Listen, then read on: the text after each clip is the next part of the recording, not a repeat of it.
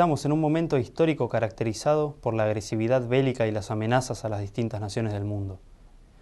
En este punto, con todo lo que está pasando, los despliegues militares en Medio Oriente, etc., debería quedar claro que ningún tipo de ataque preventivo a otro Estado-nación puede garantizar la defensa del país, sino que todo lo contrario, solo genera ruptura, desestabilización y destrucción interna. Es justamente el concepto de defensa nacional lo que es necesario entender ahora.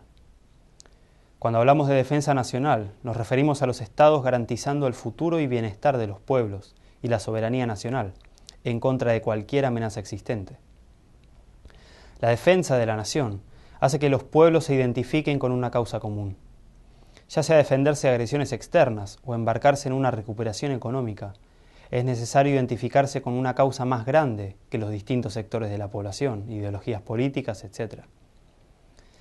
Porque esas causas son las únicas que cambian la historia y son también las únicas que garantizan la seguridad de la población presente y de las generaciones futuras. La importancia de la renacionalización de la empresa Yacimientos Petrolíferos Fiscales en Argentina por parte de Cristina Fernández de Kirchner y la misma fundación de esa empresa por parte del gran patriota argentino Enrique Mosconi representa esa unión de la patria por una misión común. Lucha que ha cerrado un ciclo con la victoria argentina bajo el liderazgo del actual gobierno. El lunes 16 de abril, la presidenta argentina anunció un proyecto de ley para recuperar la empresa petrolera estatal YPF, Yacimientos Petrolíferos Fiscales. Esta empresa fue privatizada durante los 90, en la década del neoliberalismo brutal que terminó por destruir la economía del país, y fue adquirida en su mayor parte por la empresa española Repsol.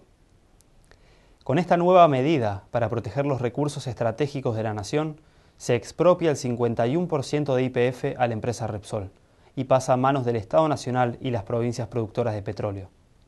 El resto se mantiene igual. Como dijo la presidenta, hay que eliminar el mito de que el Estado Nacional no puede manejar una empresa, de que es ineficiente. De hecho, hay cientos de ejemplos para ilustrar lo contrario. Una economía sana requiere que el Estado sea el responsable de proveer los servicios básicos de la población y también de promover aquellos campos estratégicos en la economía física que significan el desarrollo futuro del país. Repsol, que no es una empresa del gobierno español, es una empresa amante de la especulación financiera, que vive de este sistema monetarista corrupto y saqueador, ha estado utilizando a YPF solamente para especular. Argentina tiene abundancia de hidrocarburos, la mayoría incluso sin explotar, y es un productor muy importante a nivel mundial. La pelea entre el gobierno argentino y Repsol había comenzado hace varios meses, cuando el gobierno argentino le exigió a la empresa que se haga cargo de la inversión que le corresponde para desarrollar los recursos estratégicos de nuestro país, ya que no estaban siendo explotados. Esto nunca ocurrió, porque se trata de intereses financieros a los que no les importa en lo más mínimo el progreso del país. Lo que hay que señalar principalmente es que por esta inoperancia voluntaria de la empresa española, Argentina se vio obligada por primera vez en 13 años a importar petróleo. El país tuvo un déficit de 3.029 millones de dólares en 2011 debido a esto. Esto demuestra que las empresas que prestan un servicio para la población, como la energía o el combustible, no pueden estar en manos de financieros internacionales, que han estado especulando con el precio del petróleo para sacar más ganancia, sin producir absolutamente nada. Este punto del rol de una empresa estatal se aclara aún más al contrastar la visión monetarista que se le dio a YPF con su verdadero espíritu, la idea del general Enrique Mosconi y la historia de la creación de YPF. El general Enrique Mosconi se percató de la importancia estratégica de la soberanía nacional sobre los recursos energéticos y fue el primero en organizar a las fuerzas de la nación para conseguir dicha soberanía. Mosconi era general y también ingeniero civil. Se había formado en la experiencia del ejército alemán de comienzos del siglo XX, fuertemente influenciado por los conceptos físico-económicos de Federico List, que hicieron de Alemania una gran nación productiva. Allí absorbe los principios de economía nacional proteccionista, que se basan en el desarrollo de toda la nación, para lo cual la infraestructura tiene un rol básico y fundamental. Cuando era director de aeronáutica en el ejército argentino, tuvo a cargo un ejercicio de práctica por una celebración anual. Pero sucedió que el gerente de la West Indian Oil Company, le negó al ejército argentino la provisión de combustible para abastecer a todas las aeronaves que iban a hacer esta movilización por todo el país.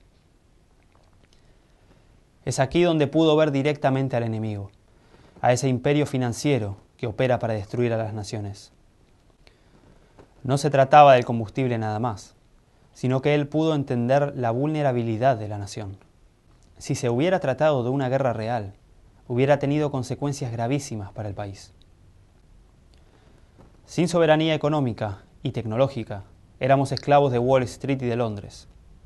Por lo tanto, él asume el compromiso personal de lidiar con este gran problema que enfrentaba la nación.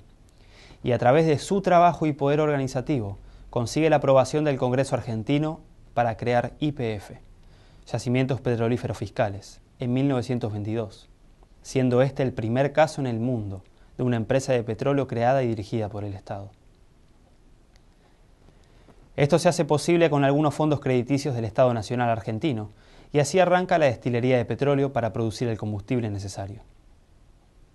Esta primera destilería y las instalaciones que Mosconi tiene a su cargo cuando nace YPF conlleva mucha inversión inicial, que luego se recupera en tan solo 3 meses. Así Argentina cuenta con una destilería propia, se empieza a mecanizar e industrializar toda la estructura del envasado y de los combustibles y las fábricas de latas, entre otras cosas. Se lanza de esta forma una carrera acelerada de exploración y explotación del petróleo en Argentina, que entre el año 1922 y 1927 crece alrededor de 10 veces, y gracias no a la iniciativa privada del Standard Oil o de la Royal Dutch Shell, sino de una empresa del Estado con un crédito inicial, pero luego con un autoabastecimiento continuo, dada su alta tasa de productividad por los conceptos aplicados de economía física que comprendía Mosconi. La experiencia de YPF va desarrollando una nueva faceta de la Argentina. No se trata solo de la producción del petróleo y el comienzo del autoabastecimiento del petróleo, sino de todo un espectro de subproductos sociales de una empresa dirigida por el Estado con el objetivo y el principio organizador del bienestar general.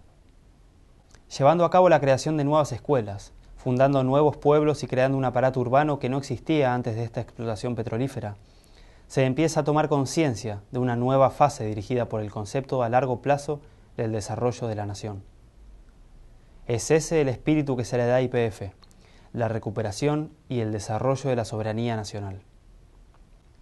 Incluso hay un aspecto superior de la economía física que se desprende de este mismo concepto de soberanía nacional, que es el rol de la juventud en la ciencia y la tecnología, puesto que con YPF, Mosconi empieza a preparar toda una nueva generación de jóvenes ingenieros para que se vayan perfeccionando, e incluso que estos perfeccionen los métodos que otros países aplicaban para la producción petrolera, descubriendo y aplicando nuevas tecnologías de manera acelerada. YPF, bajo los intereses privados de Repsol, genera solo un déficit de más de 3.000 millones de dólares, por primera vez en la historia argentina. YPF, bajo la idea del general Mosconi, que es el autoabastecimiento y el desarrollo físico-económico del país, guiado por el bienestar de la población, recupera la inversión inicial en 3 meses de operatividad. Y además de eso, realmente provee al país con un nuevo campo de acción, donde la ciencia y la tecnología comienzan a tener un rol fundamental en la República.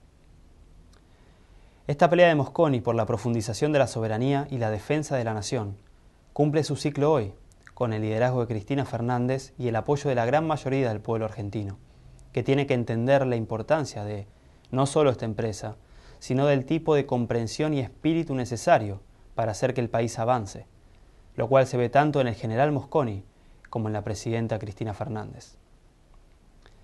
Este concepto de defensa nacional es lo que el mundo necesita para unirse bajo una misma misión: abandonar la militarización que se está dando en todas partes del mundo debido a los planes beligerantes de la OTAN y unirse bajo una misma causa de defensa de la especie humana. Que este momento tan peligroso de la historia nos encuentre preparados para superarlo. Hay que entender los ejemplos de las peleas que cambiaron la historia, ejemplos pasados y actuales, para poder organizar a la gente, a los políticos, a la población en general, bajo una idea real de lo que se puede y se tiene que hacer.